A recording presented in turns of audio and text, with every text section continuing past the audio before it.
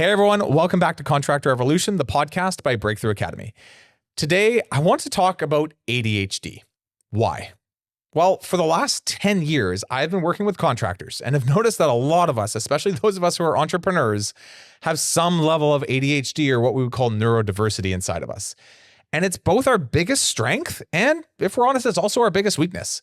And the data backs this up. Some studies show that as much as 10% of adults have an ADHD diagnosis, and a high concentration of this is among entrepreneurs, which makes sense, right? Our brains are a little different. We move faster. We love chaos. And if you think about it, this all gives us a bit of a dopamine rush that we're constantly chasing. And that's why today I wanted to talk to Peter Shankman, entrepreneur, author, and advocate for neurodiversity. He's best known for his book, Faster Than Normal, where he reframes ADHD as a superpower. Today, that's exactly what we're going to be talking about. Peter is raw, he's real, and I absolutely loved this conversation with him. So let's get started with Peter. You're watching Contractor Evolution, the podcast by Breakthrough Academy, where we systemize contracting businesses for growth. Keep watching to learn how the world's top contractors scale their companies, build killer teams, and make more while working less. Peter, welcome to the show. Thanks for coming on, my friend. Thanks. You got it, man. We got lots to get into around ADHD, neurodiversity. We'll get into what that is. But I wanted to start just with you and your background. You've made, I think, a bit of a splash when it comes to speaking to this and speaking openly about this. How'd you get here? What's your story? Damn clue. No, I wasn't supposed to be doing any of this. I was in graduate school studying fashion and portrait photography because it was a great way to meet women when you're 22 and fat. And I, with like 18 credits left, I lost my financial aid, and the government sent me an email and said, your parents make too much money, or sent me a letter and said, your parents make too much money, we're taking away your financial aid. I sent the government back a letter and said, my parents do make too much money, but they keep it. And the government didn't find that funny. So I moved back to New York, and this is in the mid-90s. I was hanging out in something called the Melrose Place TV Gossip Chat Room on America Online. AOL. Oh, yeah. I was pretty early to the game. And someone in the chat room said, my company's trying to build a newsroom. Why don't you submit your resume? And I go, sure. I had no experience. I'm sure it'll be awesome. 2 weeks later, I was being moved down to Virginia to become one of the founding editors of AOL News. And this is back with the day when AOL was the internet. That's how you got online. So I was so early to the game, I had Peter at AOL.com. So it was pretty crazy. And I had an amazing time. And worked there for about 3 years. Left AOL, moved back to New York. Had no idea what I was doing, but knew that this whole internet thing was going to start to take off. And while at AOL, I had become sort of the de facto voice of talking to the public about what digital news is, right? What digital news does. So I wound up saying, well, I could do that. I could do PR. I don't know how PR was, but I figured I could probably do it. And so I launched a PR agency called The Geek Factory. And within 3 years, we had clients like Napster, Juno, AOL. We were doing ridiculous stunts and getting tons of press. And the clients loved us. And I saw the writing on the wall. I knew the dot-com boom was not going to last. And I sold the clients in the agency, clients and the staff to a larger agency. I walked away, tried to take a year off. Went to Asia, about two or three weeks there. I came back. I started flying back home. I called my parents in the airport. I'm like, I'm flying home. Like, why? You're supposed to be there a year. Like, you never taught me how to relax. I slammed on the phone. So I started consulting, and I'm sorry, guys. Waffle, shut up. I started consult. This is the rescue dog that I swore I'd never get. When you're a single dad, you compromise. Your daughter wants a dog, you don't want a dog, so you compromise and get a dog. Shut up. So, and I love him. He's a great dog. He's a pain in the ass. He knows when I'm doing these interviews. So, long story short, started a PR firm called The Geek Factory, sold it, consulted for several years, came up with the idea that journalists and sources shouldn't have to hate each other, wound up launching something called Help a Reporter Out, or HARO. HARO grew into the top platform in the world. It was acquired by Pure Newswire. I tried to go a different direction, wrote several books, consulted, and eventually would just, enough people were saying, hey, the company that bought HARO is killing it. They're really destroying the service. Do you want to start it? You should start it again. I said, no, you don't want to go home again. You can't go home again. And wound up launching about a year ago something called Source of Sources, or SOS. Sourceofsources.com is now the largest source repository in the world. Free press for everyone all the time, from the New York Times, the Wall Street Journal, LA Times, Martha Stewart, AARP, you name it.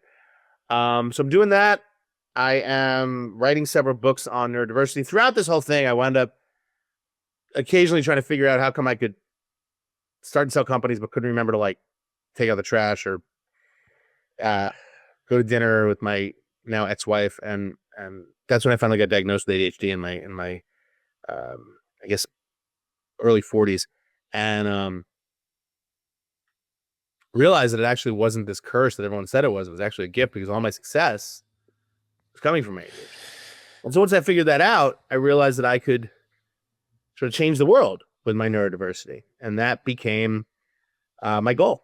And so I wrote Faster Than Normal, which changed the world in terms of neurodiversity, changed everyone's world in terms of how they think about neurodiversity, how people think about ADHD, dyslexia, autism, executive function disorder, all that stuff. And yeah, from that I launched the podcast Faster Than Normal. We have about over 300 episodes now. Yeah, at the end of the day, it was really about sort of embracing what I thought were my curses, which actually turned out to be my gifts, and decided that I wanted to help people do that. So I wrote another book. I wrote a kid's book as well called The Boy with the Faster Brain. Yep, I saw that. I'm working on a girl's version now. And the premise really is always just to be able to help people understand they're not broken. And now one of the other things I do is I launched a company called Mental Capital Consulting, where we help companies attract, hire, and retain neurodiverse employees while helping to create neuro-inclusive workforces. So Morgan Stanley, Adobe, Google, they all use us to help them become better in the neurodiversity space. So yeah, crazy world, but having a lot of fun. And I'm a single dad, most importantly, of an 11-year-old kid named Jessa. She's awesome. So it's between her and the dog and me. I don't get to relax much, but it's good. You're moving, man. You're moving. You've done a lot too, and a lot of different things, which is interesting. I was reading all about you, and I've everything you've done, and you've got a ton to say around marketing and all types of. I was like, I really want to talk to you just about your message around ADD and just like you said, neurodiversity, because I think I personally, and I know a lot of our members have struggled with this for a lot of years, and we don't talk about it much. We kind of we're like, yeah, it's just like, maybe it's a thing I have, haha. It's like, no, this is like a very real thing that if you position yourself properly in your organization, and if you realize what the gift it actually is, you can go and do things that most people on this planet cannot do. When you look at this, like when you say, hey, I realized this was a superpower, like walk me through, like, what do you mean by that? What are you able to do that nobody else can do? Well, I mean, when I decided to launch Harrow, I came up with the idea en route to the airport. I was flying back from, I think, LA to New York, and I came up with the idea en route from LA to New York, or en route to the airport. On the flight from LA, I had a stopover in Houston, so I flew from LA to Houston. By the time I got to Houston, I'd sketched out an idea of what I wanted to be. I went to the lounge at the airport in Houston, called a guy I knew who builds websites. I'm like, can you put something like this on paper? And I'm going to email you my ideas. I did. And I landed in New York and had a website. 2 days later, it was up and running with clients or 2 days later, it was up and running with sources and journalists and everything like that. And like a week later, we had our first advertiser. So a lot of ADHD is the premise of jumping out of an airplane and figuring out how to build a parachute before you hit the ground. And I love that analogy because I'm actually a licensed skydiver with over 500 jumps. Normal people play golf, right? I don't do that. I went to a golf course once to watch a golf like the US Open or something with my ex-father-in-law, and he's all excited. And look at that hit. I'm like, what the f are they doing? Like they're hitting a ball, then they walk, they hit the ball again. I don't have to shoot myself in the head. So, there are two types of people, those who play golf and those who skydive. So the premise of ADHD is basically that we move very, very fast. We tend to take a lot of risks, incredible high highs, incredibly low lows. You talk to anyone with ADHD and chances are they've also battled depression at some point in their lives, or any kind of neurodiversity in that regard, because for a lot of them, at least people my age, we spent the first 30 years of our life being told we were broken. Right. And then our first 20 years of our lives being told we were broken, the next 30 years of that in therapy to prove that we weren't. So, imagine that whole thing. I spent my entire life, my first 20 years. It's funny. I took my daughter to a performance at my high school where I went to high school. I went to performing arts high school in New York City, and they did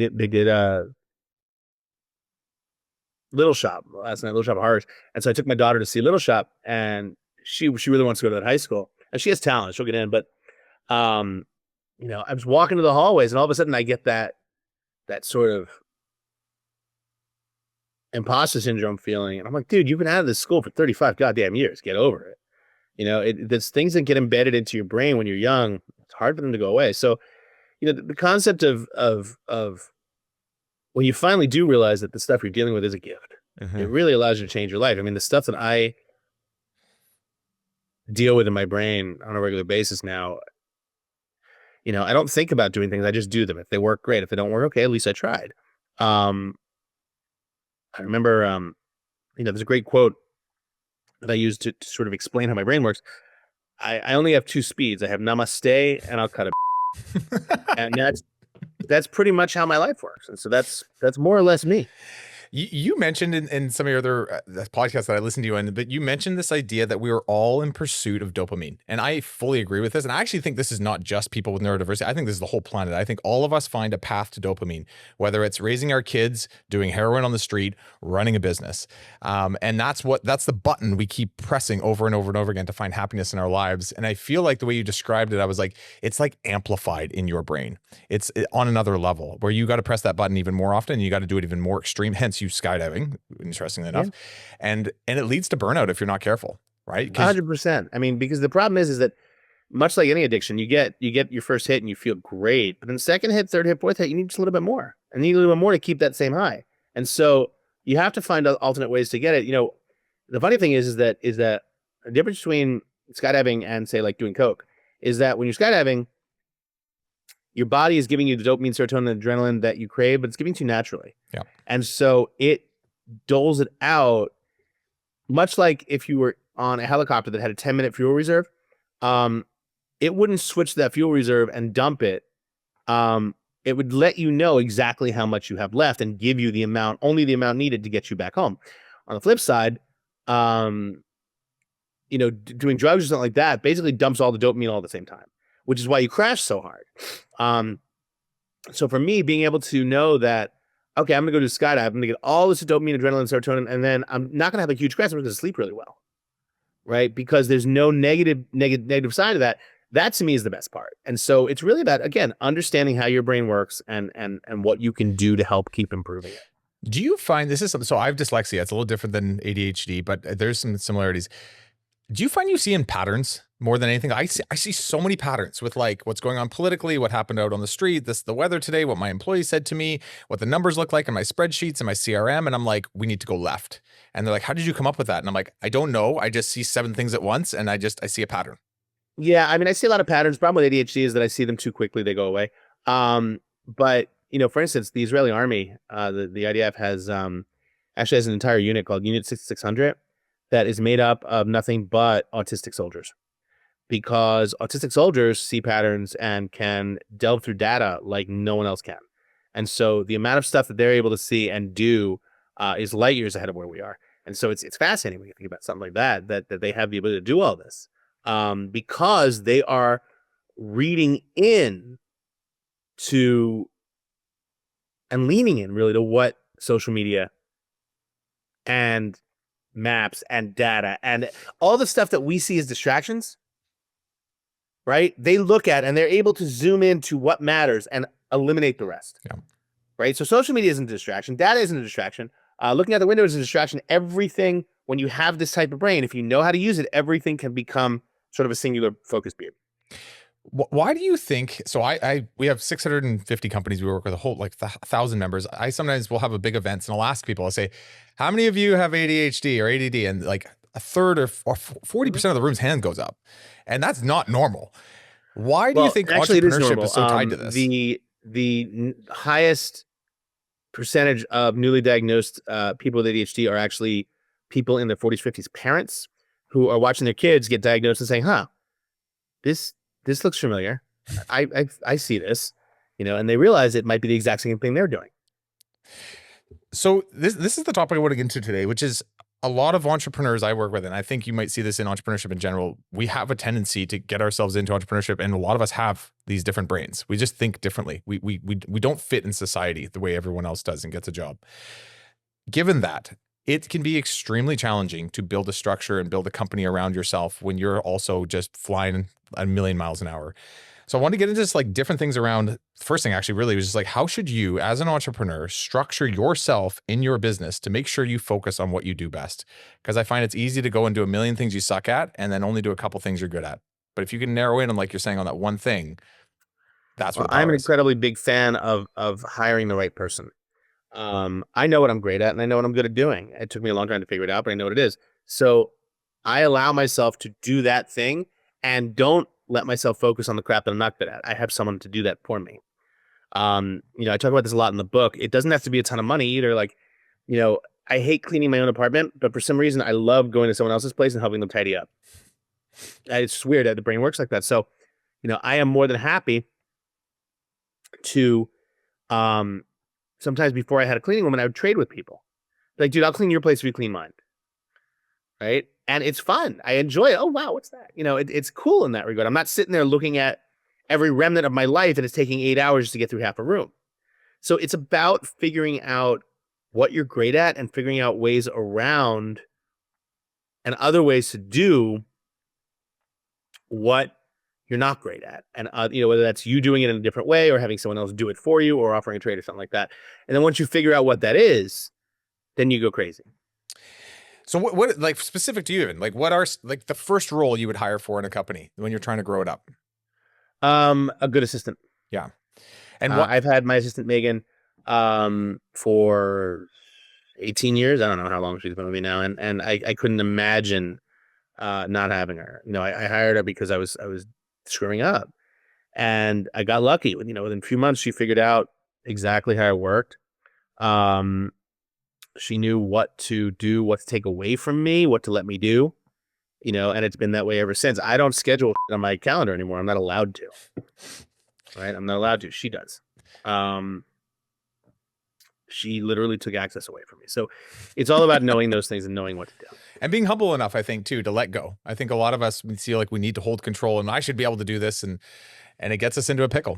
It is interesting. It's the simpler, what society would perceive as the simpler tasks that if let off your plate will actually allow you to excel in what you truly do. I have a very similar story, Peter, with a girl named Caitlin was the first employee I ever hired for Breakthrough Academy. And she literally doubled my effectiveness. And I was blown away. And not to say that role is not important, but in the marketplace, it's less expensive than a head of sales. It's less expensive than a head of our production team. It's the one that, and for me, provided the most amount of value. Yeah, no question about it. And that's really how it works. I mean, it's the premise that whatever you can do the best if you're not weighed down by the stuff that you're not good at. Let's talk about tasks for a second. And I don't want to be like overly prescriptive here, but like, what are the tasks that you are brilliant at? And then on the flip side, what are the tasks that you are just dog at? I'm great at writing. I'm great at speaking. I'm great at coming up with big picture ideas. I'm terrible at implementation. I'm terrible at basic accounting and scheduling. I'm terrible at follow-up. So again, I know what I'm great at. I know that if I sit down and decide to start a business, I will go full throttle for 6 hours and get it done. But if there's something I can't do, if there's something I can't get an answer for until tomorrow, whatever, I will forget about it. I think a lot of people listening to figure that out. I handle those situations with tech. There's a website called Follow Up Then, which has literally been, a life changer. If I know that if I can't get a response from someone or someone replies, hey, yeah, I don't have the answer right now, so text me tomorrow. I'll simply reply to them in BCC 24 hours at followupdone.com. And 24 hours later, Follow Up Done will automatically email it back to me and say, do this. Or 2 days later, or 8 hours later, I park my car in Terminal D, beat 4, whatever it is. It's all about using tech, and I can do it now on the iPhone. Remind me in 6 hours to do this. So yeah, there's it's very helpful. When I'm leaving for the day and I've got things like my keys, my phone, maybe like I'm going traveling, I need my passport, I put it all right in front of the door so I'll trip over it before I can leave because I'll forget them and I'll be at the airport and I'll be like, I don't have my passport. Well, it's funny. I keep a go bag. I travel so much that I have my suitcase I never take my passport out of my suitcase. I never take my, every time I come home, I dump the I dump the clothes and I put in new clothes. Right then, right. I have my hair stuff, my shaver, my razor, whatever. I have all that. Stays in. I have an extra copy of it. All stays in the suitcase. So, but yeah, it's that kind of stuff. I'm going to get into those a little later. I have a whole section I want to get into, like just habits and how to basically structure your life. Here's one thing I want to focus on. So you had said something around just burnout earlier. And I think that what I notice for me, and probably sounds like you too, like you're living in the future always, and you can always see what's coming, and you're always thinking and focusing on all the different variables at play, and you're trying to navigate through this crazy world we have. To an extent. I mean, I never imagined that our current president would the markets as badly as it has over the past couple of days. But other than that, yeah, I tried here. It caught me off guard too. But essentially, like you said, you were chasing dopamine, and this leads to burnout. I felt that I think a lot of us do, and it's almost like too late by the time we get to our burnout stage, that we should have identified it like a month ago, but we were just like full hard charging. Any like thoughts on this? How do you avoid this? How do you catch this early? How do you avoid burnout? I mean, I make sure to do my to know. So I have a very specific start to my day. I get up around 4 a.m. and I get on my Peloton. I sleep in my bike shorts and a pair of socks. So I wake up, I slip into my shoes, which are already connected to the bike, and I just go. I might do 30 minutes. I might do 4 hours. It depends. But like tomorrow morning, I'm doing a 2-hour ride at 5 a.m. just because I can sleep an extra hours. It's Saturday. But, I know that if I don't get the dopamine that I need to make my day better, it won't work. I've been doing that for years, like 15 years now. When I was 3 years old, when my daughter was 3 years old, I slept in on a Sunday. I didn't work out, and she having breakfast like at 8 a.m. or whatever. She goes, "Daddy, were you on your bicycle today?" I go, "No, honey, I slept in. I was tired. Why? You're not as happy." All right. Kid was 3 and she saw it. So it really is an understanding that what you can do and what you're good at doing, you need to make sure you do every single day, make it a habit, make it a ritual, because you have to do what's something I call playing the tape forward. You have to ask yourself, how is this going to impact me in 12 hours? Right? If I don't work out and I sleep in, what's going to happen? Well, chances are if I don't work out and sleep in, I'm going to wake up a few hours later, feel like crap. I slept in. Now I'm all angry at myself. I'll just order a pizza and have that for breakfast and lunch. And now it's and then that it's very easy for that to become a cycle. Well, now it's been 2 weeks and I've gained 10 pounds. Where's the benefit, right? So you have to start with that first moment where you're like, okay, this needs to change. You're forcing healthy versions of getting dopamine versus unhealthy versions. And look, I'm not perfect. I've had many unhealthy. I mean, like I said, I only have 2 speeds. I don't drink I rarely drink anymore. Let me put it that way, because I don't go to open bar parties. I don't go to events anymore, because if the alcohol's in front of me, I'm gonna drink it the same way I drink Diet Pepsi, right? And I'm gonna feel really great. I saw a great quote. I only have 1 drink, but after that first drink, I turn it to someone else and he drinks a lot. And so I'm very much aware of how my brain works. And so I know what to do and what not to do. I try to take the healthy route as much as possible.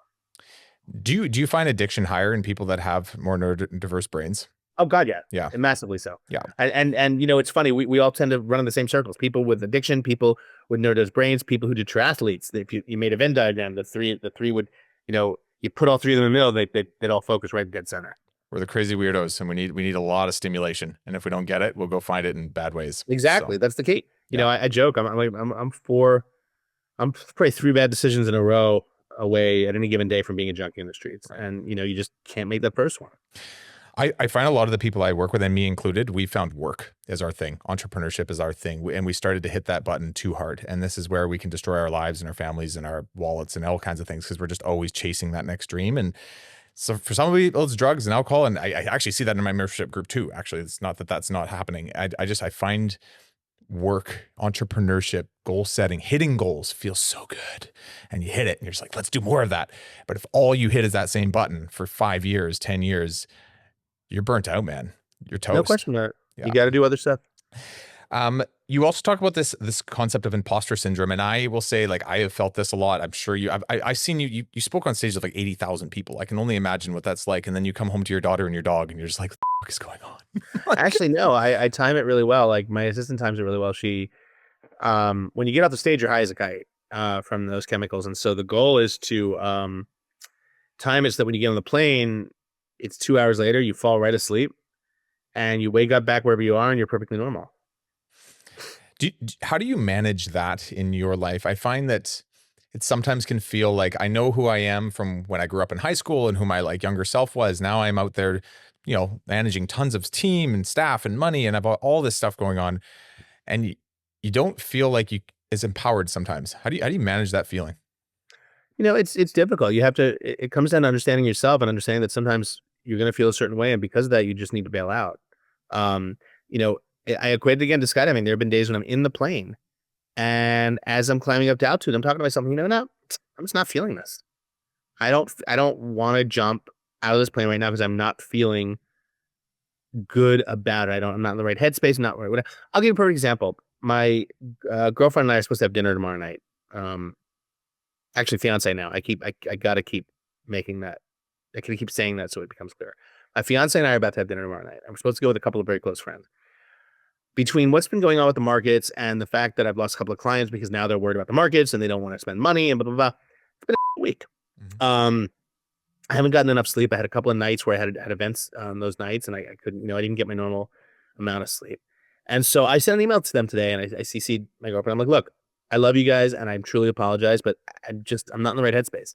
I said, if we go out tomorrow night, I'm not going to be in a good space. You're all going to be asking me what's wrong. Eventually, I'm going to get pissed off from hearing that too much. I'm going to get angry and none of us are going to have a good evening. I said, I know this is going to happen because I have to speak from experience. I said, so rather than deal with that, I said, I would love if we could just reschedule. And I'm going to spend the weekend on my couch, not talking to anyone. That, and sometimes you need to do that. As much as it sucks, you need to do that. Peter, can I also point something out, man? Like, I'm just doing this podcast with you right now, and I'm like, you're an extremely like raw, real human being. Oh, yeah. You are just you, and the world will get you the way you are. Who else am I supposed to be, man? But I think that's also what you're kind of saying, which is like if I'm feeling like I shouldn't be doing something or I don't want to be somewhere, I'm real about it. I'm not going to like hide behind a mask and just pretend everything's all good. I'm going to be me. And it allows you to dissipate this feeling of imposter syndrome. Is that what you're kind of telling me? Yeah, you don't really have, like I said, you don't really have a choice. I know what I can do. I know what I can't do. I know what I'm good at. I know what I'm not good at. And sometimes again, it comes down to having to be, you're the only person you can be. Sometimes it just comes down to my understanding that I have to be honest with myself before anything else, because nothing good will come of it if I don't. Just be the real you and just let the world see who you are. And honestly, I find that people generally that's what they want anyways. But when we get nervous and we think we need to be something we're not because there's this expectation of us. And how many years of my life did I waste trying to do exactly that? Yeah. Yeah, it's pointless. Somebody put it one of my bosses a long time ago put this to me. He said, Danny, you need to stop putting others in charge of your happiness. And when you give them the ability to make you be something you're not, that's what you're doing every single day. And I was like, right. Okay. I'm going to get into some other stuff, but before we do it, there's one other thing I want to talk about was just the use of medication. So how do you use this as a tool, not a crutch? What are your thoughts on this? Because I know that people use it recreationally even now. Like it's like, someone was telling me about that years ago. They said, yeah, man, I remember sometimes I'll take an Adderall. Dude, man, you're 38, man, let's up and do cocaine, No, I have a prescription for Concerta. It is a long-lasting, extended release formulation of methamphetamine. I take it. It's supposed to take it daily. I take it 2 to 3 times a month. Mm-hmm. When my assistant literally puts on my calendar pill day, which means that 2 or 3 times a month I have meetings. I have more than 3 meetings in a day. And more than 3 meetings a day are going to not be fun. So I will get up even earlier. I'll get up at 3:30 because if I take it any later than like 4 a.m., I'm up all night. So I'll take it like 3:30 and just do that little extra boost in addition to the cycling or the skydiving or whatever to keep me focused. But if I take more, I just don't need it. Most of the other times in my life, I can find other things to do to keep me focused, whether it is, like I said, skydiving, exercising, triathlon. marathoning, running. I joke that I've done 27 marathons in my life. I don't finish with the Kenyans. I finish with guys named Ken, but I finish, right? And I find ways to turn the frustration into benefit. I mean, I am at the pool. I have a pool in my building, and I'm probably gonna go down there tonight and do a good hour of laps. I already did the bike this morning. I'll probably do an hour of laps tonight. But again, it just comes down to how you figure out what you have and how to make it work for you. Yeah, you're finding natural ways to do this, and then should very specific moments in life you need that extra focus, you're utilizing it just for that, not as a daily habitual part of your routine. Um, Again, I've listened to you a bit, and there's one thing I think about a lot, which is this neurodiversity thing comes not just from the modern society; it actually comes from our primal nature of ourselves, does it not? Absolutely. And so It's been this way for thousands of years. We're just finally deciding to learn what it is. So makes us good hunters. This makes us good survivors. This makes us alert and aware of the world around us. And then modern society has tried to box us all up, and that's where we're feeling the rub. It's actually more the natural state of how we should be. And so what you're saying is like, go be that natural version of yourself. Go find that exercise and that way to get out there and stop feeling like you just need to be in that box and take drugs all day. Absolutely. Yeah. Okay. Cool. Let's talk now, just for those who maybe don't have ADHD that are listening to us right now. I've had some of my members actually call me. They're like, I have a member on my team. I'm pretty sure they're ADHD. They're actually in an administrative role. I'm not actually sure how to deal with this. Any just things on how you can support someone who's on your team, who has ADHD or some neurodiversity piece to them. How do you best support them? Let them talk to you. Let them talk to you and tell them what let them tell you what they do best, how they work best. Let them know they're in a safe space to do that. Provide just like an open air of just like, let's be real. Yeah. Do you find in today's day and age, people are still embarrassed about this, or It's starting to get better. Yeah, I find it as well. But like you're saying, if you don't provide an environment for that, they probably won't bring it up because you're their boss and they don't want to get fired. And they might think that, yeah, there'll be judgment. Is this any different than the entrepreneur? We talked earlier about specific tasks and things to put them. Is there anything where it's like you can get a lot out of people if you position them in certain areas of the company? I think that people become, they rise up to the challenges you give them. If you don't give them a lot to do, they're not going to feel fulfilled. They're not going to be challenged. If you give them a challenge, neurodiverse people especially will usually rise up to feel that challenge without question. Which is interesting, especially if you're struggling with someone. I could see how you pull more off their plate and be like, let's make this simpler for you. But you're actually just putting them in a spiral of now I have nothing to look forward to. Now I have nothing to attack. Okay. Is there any specific jobs? Like when you look at the types of jobs that neurodiverse people should be in, what are the roles? Nothing really specific. I mean, people could be creative, mostly creative. I know, neurodiverse as a whole has so many different variables. I've met autistic accountants who I would hire tomorrow. They're the best accountants in the world. I've met ADHD people who I wouldn't let near a calculator, like myself. Yes. Right. So it's all about understanding the person specifically. Don't label the person or try to understand the person because of their diversity. Understand the person because of what they do and how they're great and what their feelings and passions are and what they love. Good. Yeah. Don't label someone. Okay. Note taken. Thank you. I label myself all the time. And I think sometimes that allows me to focus on what I do best, but you're right. I can't put that onto other people. They have a very different life and background experience. So absolutely. Cool. Okay. We started to get into a little of this earlier, and we can kind of just finish off with a few of these thoughts before we finish off this podcast. But in your book, Faster Than Normal, there are best practices that you kind of present, and it's things around routines, simple choices, physical activity, leveraging hyperfocus, tech tools. We've touched on a few. Is there any more that you would just like to give people listening where it's just like, this will help you start to use this in your life? Yeah. Routines. God, it's all about routines. It's about rituals. It's about, resolutions fail, rituals succeed. So the premise of you're not going to lose 30 pounds by next Thursday, but you can focus on going shopping and buying healthier ingredients that'll stay in your fridge all week that you can eat. Right. My closet is labeled, and it has two sides to it. And it's labeled. The sides are office/travel and speaking/TV. And office/travel has button-down shirts. I'm sorry, office/travel has t-shirts and jeans. Speaking/TV has button-down shirts, jackets, and jeans. And when I know that I'm going on TV or I'm speaking, I look at my calendar in the morning before I get dressed. Oh, speaking, okay, go to that side. Oh, I'm in the office. I'm not doing anything. I'm traveling. Great, t-shirt and jeans. And, and the reason I do that is because all my sweaters, my vests, my suits, gorgeous suits, they're all in my daughter's closet, on one side of her closet. Because if I had to wake up every day, what should I wear? My God, that sweater. I remember that sweater. Laura gave me that sweater. God, I wonder how I haven't talked to her in years. I wonder how she's in. Look, it's 3 hours later. I'm naked in the living room on Facebook and I haven't left the house. So you have to understand how your brain works and understand how to avoid the triggers that will get you to that bad place. I watched, have you ever seen the movie Up in the Air? It's of course, one of my favorite films. Yeah. So the way that he packs is exactly how I've designed. Same. Yeah. Everything gets folded, everything gets rolled, 100%. Yeah. I wouldn't go on a second date with someone because she told me that if we ever traveled, she would check luggage. Right.